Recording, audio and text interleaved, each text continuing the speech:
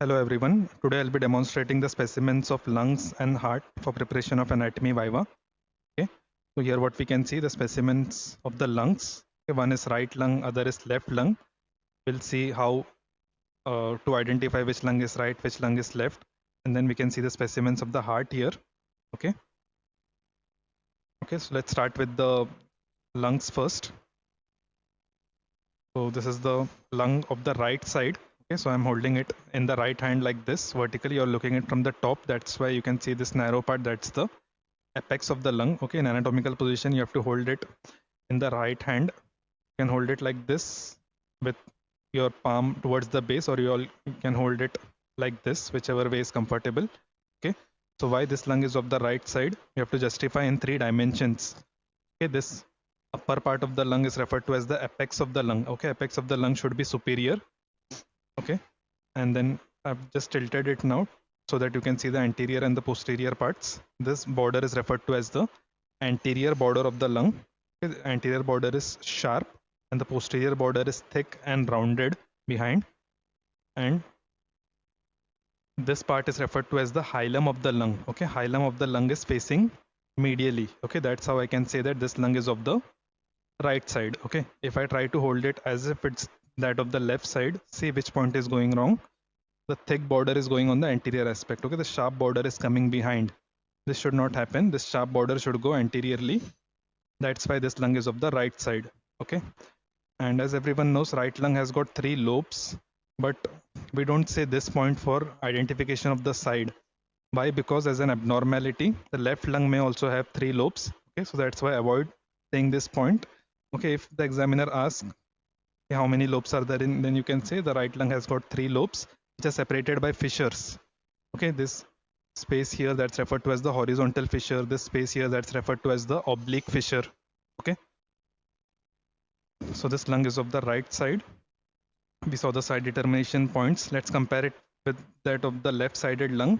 Okay, this lung is of the left side, so hold it with the left hand, and 3 side determination points we have to say. One, apex is on the superior aspect, anterior border is sharp, and hilum is on the medial aspect. Okay, only these 3 points you're supposed to say, which covers the 3 dimensions. Okay, when you say the apex, superior inferior dimension is covered. When you say the sharp anterior border, the anterior posterior dimension is covered. When you say hilum is medial, the medial lateral dimension is covered. Okay, so we can say this lung is of the left side. Okay, and in left lung, when we trace this anterior border down, there is a tongue-like projection that is seen in the lower part, that's referred to as the lingula. Okay, feature specific on the left lung. Okay, and we see the lobes. There are 2 lobes separated by this fissure, that's the oblique fissure. Okay, so this lung is of the left side and this lung is of the right side. Okay, so side determination is very important in lungs. After that, you may be asked about its various surfaces. This surface is the costal surface, this surface is the medial surface, and below this is the region is referred to as the base. Okay, base or the inferior surface. Okay, and medial surface has got subdivisions. Anteriorly there is this mediastinal surface, and behind this part is referred to as the vertebral surface in relation with the vertebral column. Okay, and various relations of the mediastinal surface are important. In the mediastinal surface of the right lung, you can imagine the right lung here and the heart. We can see, suppose heart is here. Okay, so this is the right atrium of the heart. Right atrium of the heart comes in relation with the right lung. Okay, so there is one cardiac impression for the right atrium of the heart, and in the right atrium we know there are openings of superior vena cava, inferior vena cava. Okay, so openings of superior inferior vena cava, so those structures also come in the relations. And then behind there is the trachea, the esophagus. Okay, those structures are there. And in the superior vena cava, there is one vein which arches over this hilum and opens into the superior vena cava. Which vein is related here? That's the arch of the azygous vein. Okay, structure specific in the relation of right lung. The arch of azygous vein is above the hilum, and these structures we can see which are entering or exiting the hilum. How to identify this? Anterior most structure is always a vein. Okay, So just remember these principles. Anterior most structure is always a vein. Inferior most structure is always a vein. Okay? Wall of the bronchus will have the cartilage feeling. Okay, there is a cartilage in the wall of the bronchus that we can feel. Okay. So once we've identified the vein, you can identify the bronchus with the cartilage, and the remaining structure would be the artery. Okay, both these are the branches of the right pulmonary artery that we can see. Okay, so like this we can identify the structures of the hilum. Okay, here the bronchus is dividing into two parts called as the eparterial bronchus and the hyparterial bronchus. Okay, so these are the structures in the hilum. Okay, so for lung, identification of the side, identification of the relations of the medial surface structures at the hilum, and there is one important structure here that's referred to as the pulmonary ligament. Okay, lung is covered by pleura. The parietal pleura and visceral pleura, they unite at this point, referred to as pulmonary ligament. Okay, so there is a significance of this during increased venous return. When the inferior pulmonary vein expands, this pulmonary ligament provides a space. Okay, it provides a dead space for expansion of this inferior pulmonary vein.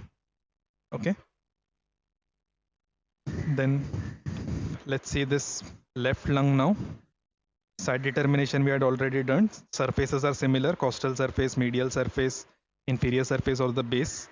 Then relations of the medial surface are slightly different. This part is related with which part of the heart. So if I keep the heart here in anatomical position, okay, this is the left lung, this is the heart. See which chamber of the heart is this? This is the left ventricle of the heart. Okay, left ventricle of the heart comes in relation here. Okay, so left ventricle of the heart is related here. And which artery arises from the left ventricle? The aorta. Okay, so the ascending aorta, the arch of aorta, the descending aorta, all these structures are related in the left lung. Okay, in the mediastinal surface of the left lung. So the structure arching over the hilum here is the arch of aorta. In the right lung, the structure was the arch of azygous vein. Okay, this one is the right lung. Above the hilum is arch of azygous vein. Okay, and here is the arch of the aorta. Okay, and trachea and esophagus are common here as well.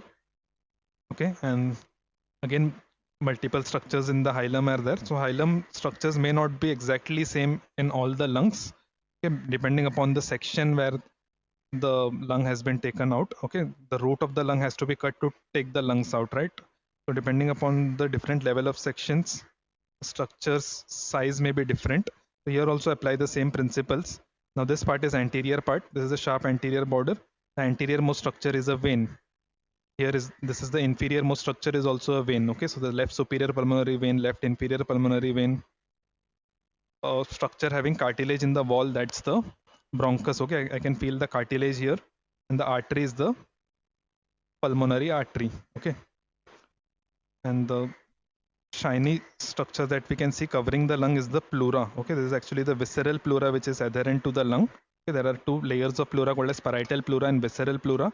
In between them there is a space called as pleural cavity. Okay, there is an applied anatomy related to it called as pleural effusion. That means the fluid collection in the pleural cavity. Okay, this was about the lungs. Now we'll see the heart. So here we can see the specimen of the heart. I'm holding it in the anatomical position. So when I hold it in the anatomical position, I'll just keep the lungs aside so that your view is much clear.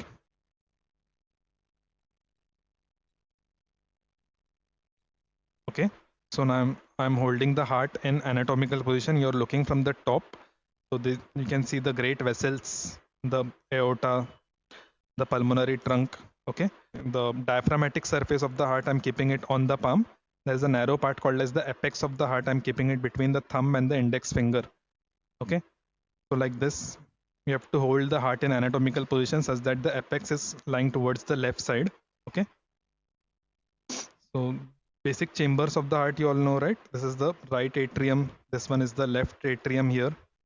Okay, and there are two ventricles, right ventricle, left ventricle. Okay, the apex of the heart is formed by this left ventricle, and opposite the apex of the heart is the base of the heart, which is formed by both the atrium. Okay, this one is right atrium and left atrium. Both the atriums, they form the base of the heart. Okay, then In the external features, there are grooves between the atrium and ventricle. This is the atrioventricular groove, also referred to as coronary sulcus, because the coronary arteries, they lodges here. Okay. Then we can see the arch of aorta with its branches. Okay, we can see 3 branches of arch of aorta. So if I'm just holding it, I've just turned around, and now here this is the apex, and we can see the arch of aorta with its 3 branches. So name these 3 branches of arch of aorta. Yes, this one is the brachiocephalic trunk. This one is left common carotid artery, and this one is left subclavian artery. Okay, the 3 branches of arch of aorta are very important. You need to identify that. And this one is the descending aorta. Okay. Then interior of the chambers are important. Interior of right atrium, ventricles, and all. We'll see that. Before that, we can see the right atrium. There is a projecting part called as the right auricle, and in the left atrium there is a projecting part called as the left auricle. Okay, this one is the left auricle. And various borders and surfaces of the heart, if we see, the right side extending from superior vena cava to the inferior vena cava is the right border of the heart. Okay, this one is the superior vena cava. From superior vena cava to the inferior vena cava is the right border of the heart. Okay, and from the inferior vena cava to the apex of the heart, that's the inferior border of the heart. Okay, first understand the borders, then I'll show you the surfaces which these borders are separating. And from the apex to the left auricle, this border is the left border of the heart. Okay, now let's cover the surfaces. Anteriorly there is a surface called as sternocostal surface. Okay, and then the surface on which the heart is resting, that surface is the diaphragmatic surface, and on the left side there is this left surface. Okay, and this base of the heart is also referred to as posterior surface. Okay, now let us quickly again recap the borders and see these borders are separating which surfaces. The right border extending from superior vena cava to the inferior vena cava, this border is separating sternocostal surface from base of the heart. Okay, inferior border extending from inferior vena cava to the apex, this border is separating sternocostal surface from the diaphragmatic surface. Okay, there is a surface below, that's the diaphragmatic surface. And this border from the apex to the left auricle, this border is the left border. This separates the sternocostal surface from left surface. Okay, so these are the various borders and surfaces. There is one upper border of the heart as well, but it is obscured by this great vessels, the pulmonary, the aorta, and the pulmonary trunk. This one is pulmonary trunk. Okay, and behind the aorta there is a space called as the transverse sinus. Okay, there is a transverse sinus. Okay, sinuses are of the pericardium has got extensions called as sinuses. Okay, there is a transverse sinus. Anteriorly there is aorta and pulmonary trunk, and behind there is this superior vena cava and the pulmonary veins. Okay, these are the pulmonary veins which open into the left atrium of the heart. Okay, there are 4 pulmonary veins opening into the left. This chamber is left atrium. Can you see this vein here? That's the left inferior pulmonary vein. Similarly, there are other 3. Okay. Now let's see the interior of the heart. So in this heart, first of all, to see the interior also, first try to hold it in anatomical position and then try to identify the chambers. This chamber here, that's the interior of right atrium. Okay, interior of the right atrium, when we see anteriorly, we can see some roughness. That roughness is referred to as musculi pectinati, and there is a vertical ridge called as crista terminalis that is not seen clearly. Okay, it is crista terminalis is at the level of the superior vena cava and the inferior vena cava. On the outer aspect, it is referred to as sulcus terminalis, and on the inner aspect, it is referred to as crista terminalis. Okay, crista terminalis and muscular pectinati forms the rough anterior part, and smooth posterior part. Smooth posterior part, it includes the area that's called as fossa ovalis.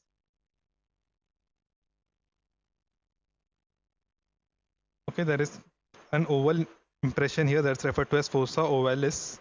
Its margin is not very clear. That's called as limbus fossa ovalis, and we can see this opening here. This opening is of the coronary sinus. Okay, appreciate this opening.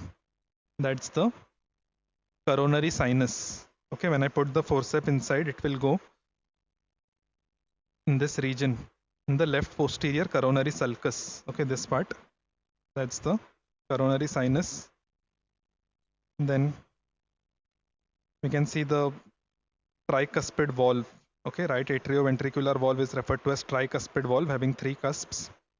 Okay, so there is a rough anterior part, smooth posterior part, and there are few openings which are seen. The opening of coronary sinus, the tricuspid valve, the right atrioventricular opening. And there is opening of the superior vena cava. There is opening of inferior vena cava. Okay, inferior vena cava is in this region. Okay, so multiple structures open into the right atrium, and then we can see this chamber here. Which chamber is this? Is the interior of right ventricle. Okay, there is right ventricle, and this side is the left ventricle. Okay, note the thickness of the wall of left ventricle and the right ventricle. Okay, the left ventricle wall is 3 times thick as compared to that of the right ventricle. Okay, interior of the right ventricle, that is showing rough inflowing part and smooth outflowing part. Interior of the right ventricle shows rough inflowing part, includes the trabeculae carnae, the ridges, bridges, pillars. Okay, the papillary muscles that we can see here, that's the pillars. Okay, and we can see this one. This is the septomarginal trabeculae. Okay, this is the septomarginal trabeculae, also referred to as moderator band. This one extending from the interventricular septum to the anterior papillary muscle. Okay, very nicely seen. Septomarginal trabeculae, it is a classical example of a bridge. Okay, a classical example of ridge here is supraventricular crest. Okay, this region here, that's referred to as the supraventricular crest. This separates the rough inflowing part and the smooth outflowing part. Here we can see the smooth part that will lead towards the pulmonary trunk. Okay, that's the supraventricular crest, a classical example of ridge. Bridge we saw septomarginal trabeculae, and pillars are the papillary muscles, and we can see thin strands here. Those are the chordae tendineae, and these are the cusps of the tricuspid valve. Okay, so all these things are there in the right interior of right ventricle. Let's see left ventricle. Left ventricle wall thickness we saw, and then there are 2 sets of papillary muscles here, anterior and posterior. In the right ventricle has got 3 sets, anterior, posterior, and septal. Okay, because there are 3 cusps here. And the left ventricle, it shows 2 set of papillary muscles, anterior and posterior, because there are 2 cusps here. The left-sided atrioventricular valve is referred to as bicuspid valve or the mitral valve. Yeah, and here also there is a rough inflowing part and the smooth outflowing part. And here also the rough inflowing part is referred to as trabeculae carnae. But specific examples are not seen here. The smooth outflowing part will go towards the aorta. Okay, here is the aorta. Okay, and interior of the left atrium, it is not opened up here, but interior of the left atrium would be entirely smooth except the region of left auricle. Okay, left auricle we know in this heart we had seen. This is the left auricle. In the region of left auricle there would be roughness. Otherwise the interior of the left atrium is entirely smooth. Okay, because developmentally it is derived from the absorbed pulmonary veins, so that's why it is entirely smooth. Okay, and then the coronary arteries, we can see which artery is this. Branch from the left coronary artery, the left anterior descending artery, artery between the 2 ventricles. This is the anterior interventricular artery. So the right coronary artery passes in this region, the atrioventricular groove. Left coronary artery, one branch it comes down here in the anterior interventricular groove, and one branch goes behind, called as the left circumflex artery. Okay, and these coronary arteries, they are branches from the ascending aorta. Okay, so the first branch from the aorta is actually the coronary arteries, and then these branches, these are from the arch of aorta, the brachiocephalic trunk, left common carotid, left subclavian. Okay, so we have quickly revised the lungs as well as the heart, which is required for Anatomy Viva. Thank you.